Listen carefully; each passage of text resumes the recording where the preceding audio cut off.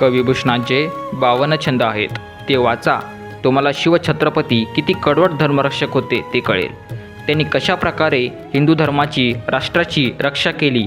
कविभूषण म्हणतात, देव लगे रावते फिरावते निसान आली, ऐसे डुबे रावराने सभी गई लबकी, गौरी गणपती आप औरण की देत ताप, आपण ही बार आप मारे गए दबकी, परी पैगंबर दिगंबर दिखाई देत सिद्ध की, सिद्ध पार गई रही बात रबकी, काशी हुकी कला गई मथुरा मसिद्ध भई, अगर शिवाजी न होते तर सुन्नत होती सबकी.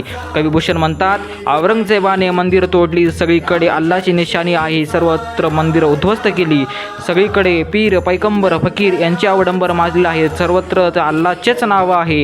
काशीचे मंदिर तोडले, मथुरेचे मंदिर तोडले, काशीला अवकाळी आलेली आहे, मथुरेची मशीद झालेली आहे.